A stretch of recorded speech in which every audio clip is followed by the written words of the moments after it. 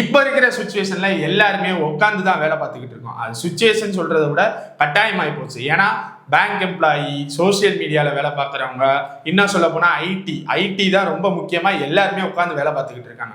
அப்படி உட்காந்து வேலை பார்க்குறதுனாலே அவங்களுக்கு ஈஸியாக டயாபெட்டிஸ் வந்துடுது. டயாபெட்டிஸ்னா எல்லாத்துக்குமே தெரியும், சக்கரை வியாதி. அந்த சக்கரை வியாதியில இருந்து எப்படி ப்ரிவென்ட் பண்றதுன்னு ப்ரோட்ட கேட்டு தெரிஞ்சுக்க போறோம். ப்ரோ, என்ன பண்ணா அதுல இருந்து தப்பிச்சிடலாம்? அதாவது சக்கரை நோய் வராம தடுக்கிறதுக்கு உட்காந்து வேலை பார்க்கக்கூடியவங்க ஃபர்ஸ்ட் பண்ண வேண்டியது இந்த செடிமெண்ட்ரி ஹேபிட்டை வந்து பிரேக் பண்றது. அப்படின்னா என்ன ப்ரோ? அதாவது நிறைய பேர் வந்து இப்ப பிசிக்கல் ஆக்டிவிட்டியே இல்லாம உட்காந்தே வேலை பார்க்கறாங்கல்ல, அதை வந்து கொஞ்சம் கொஞ்சம் மாத்திக்கலாம். அதாவது தொடர்ந்து ஒரு 8 மணி நேரம் 10 மணி நேரம் அப்படின்னு சொல்லி உட்காந்தே வேலை பார்க்காம 1 ஹவருக்கு ஒரு தடவை வந்து 5 நிமிஷம் நடக்கலாம். ஒரு பிரேக் விட்டு சின்னதா அதே மாதிரி ஸ்டாண்டிங் டெஸ்க் மெத்தட் அப்படின்னு ஒண்ணு இருக்கு. அதாவது நம்ம உட்காந்தே வேலை பார்க்காம அப்பப்ப கொஞ்சம் நம்ம நிக்கிற ஹைட்டுக்கு அதை ஏத்திக்கிட்டு ஒரு கம்ப்யூட்டரோ இல்லைன்னா டேபிள் அட்ஜஸ்ட் பண்ணி நம்ம ஹைட்டுக்கு வர வச்சு நம்ம நின்று கொஞ்ச நேரம் வேலை பார்க்கலாம். அதுக்கப்புறம் ஏதாவது கால் வரும்ல, அந்த காலை உட்காந்து பேசுறதுக்கு பதிலாக கொஞ்சம் நடந்துகிட்டே வாக் பண்ணிட்டே வந்து பேசலாம். ஸோ இந்த மாதிரி பண்றது வந்து ஒரே நேரத்துல இப்படி உட்காந்து நம்ம வேலை பார்த்து அதனால நமக்கு வரக்கூடிய பாதிப்பு வந்து குறையும். ஸோ அந்த செடிமெண்ட்ரி ஹேபிட் வந்து பிரேக் ஆகும். இது பண்றது வந்து ஃபர்ஸ்ட் டிப்ஸ். இதை வந்து பண்ணணும். அதுக்கப்புறம் வந்து ஸ்மார்ட்டா நம்மளுடைய டயட்டரி ஹேபிட்ஸை வந்து மாத்திக்கணும்.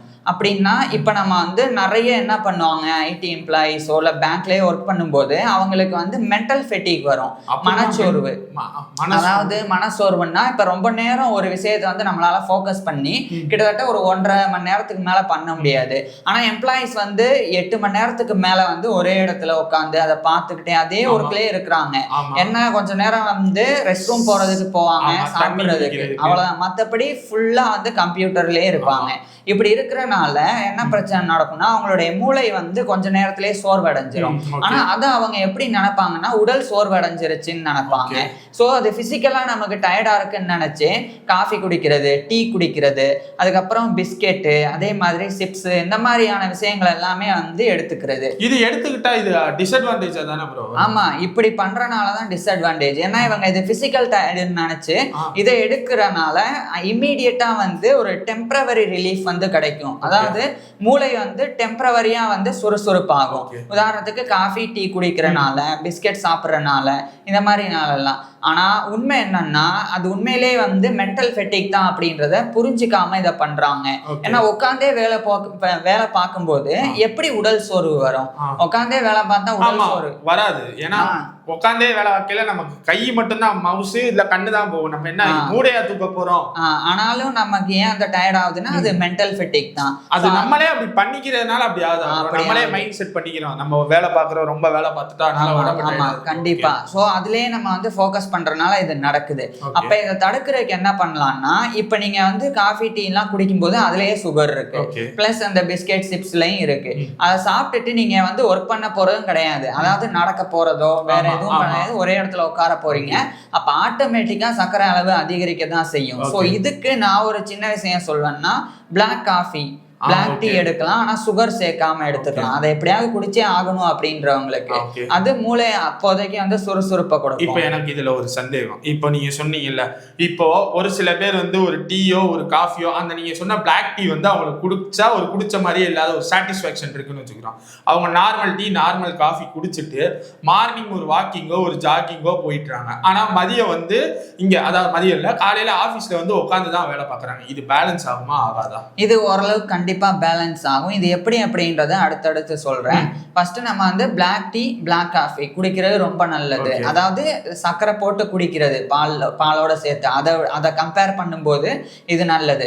அதுக்கப்புறம் நம்ம ஸ்நாக்ஸ் ஏதாவது சாப்பிடணும் அப்படின்னா வறுத்த கடலை இருக்குல்ல, அதை அதிகமா சாப்பிடலாம். அது கிட்டத்தட்ட 30 கிராம் அளவு கூட வந்து சாப்பிடலாம். அது உடம்புக்கு ரொம்ப நல்லது. அதுல புரோட்டீன் இருக்கு, நம்ம உடம்புக்கு இருதயத்துக்கெல்லாம் தேவையான நல்ல கொழுப்பு இருக்கு, பிளஸ் ஆன்டி ஆக்சிடென்ட்ஸ்லாம் அதுல இருக்கு.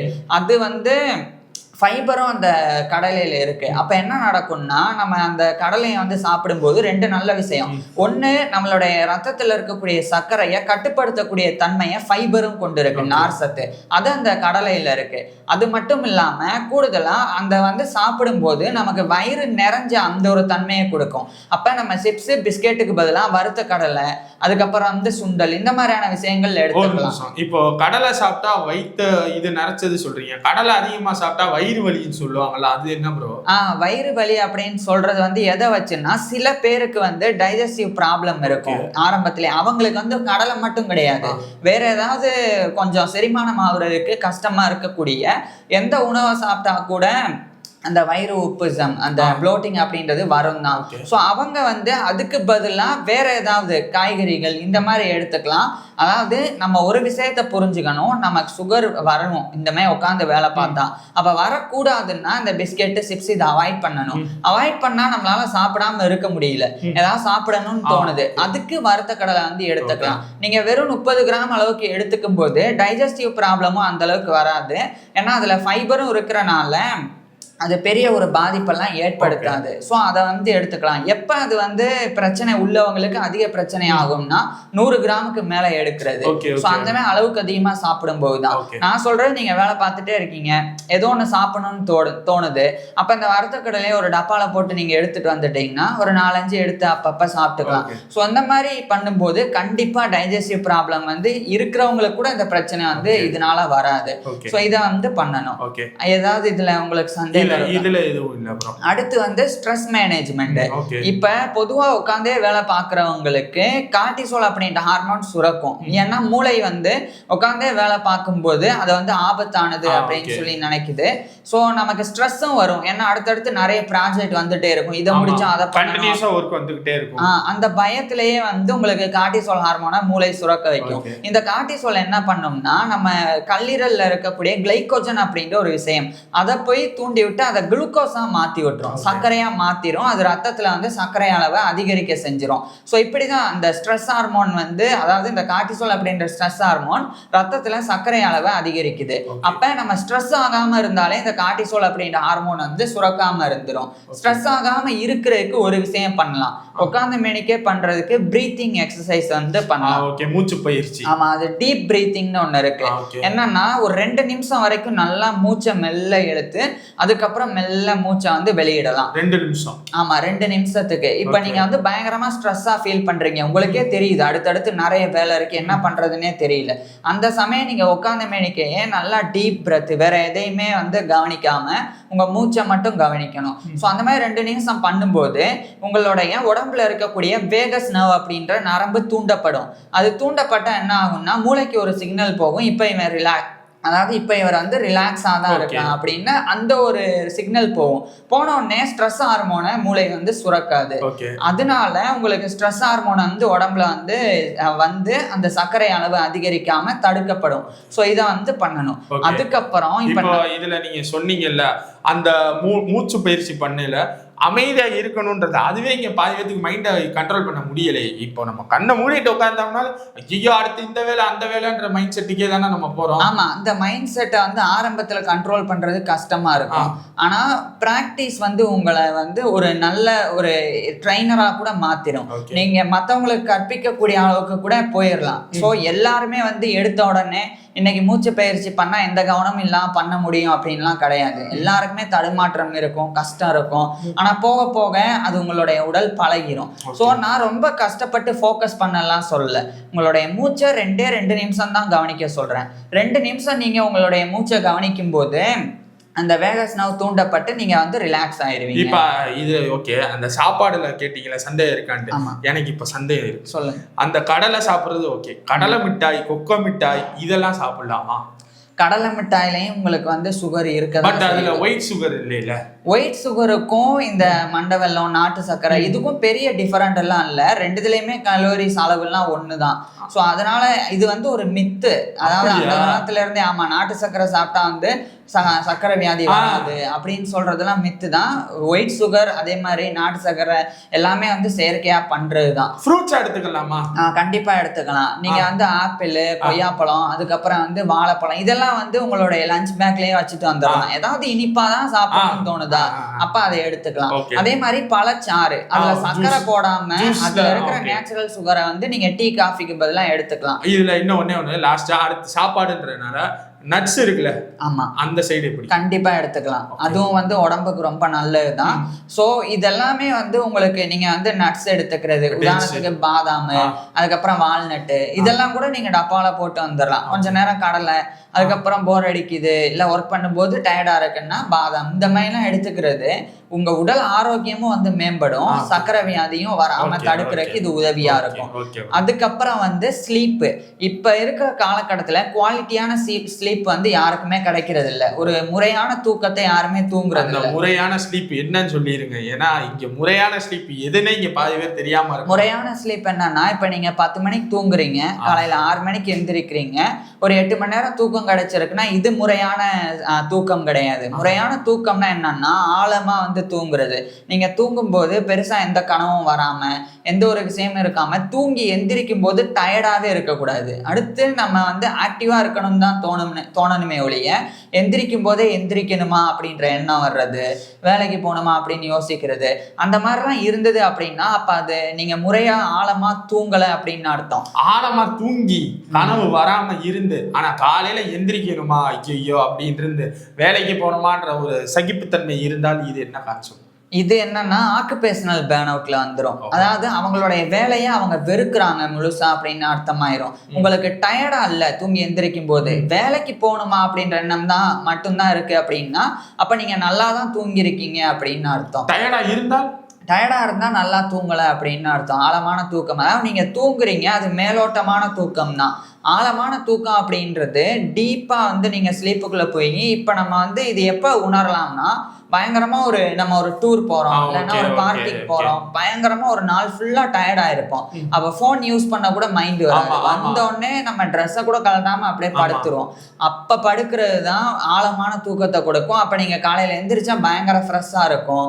ஃபேஸ் வாஷ் பண்ணிட்டு நீங்க என்ன வேலை வேணாலும் ஃப்ரெஷ்ஷா இல்லையே ப்ரோ, இது என்னோட எக்ஸ்பீரியன்ஸ்ல பேசுறேன். அது ஏன் ஃப்ரெஷ்ஷா இல்லை அப்படின்னா உங்களுக்கு வந்து ஸ்லீப்பிங் டிஸார்டர் இருக்கலாம், ஏதாவது ஒரு தூக்கம் சார்ந்த கோளாறு வந்து இருக்கலாம்.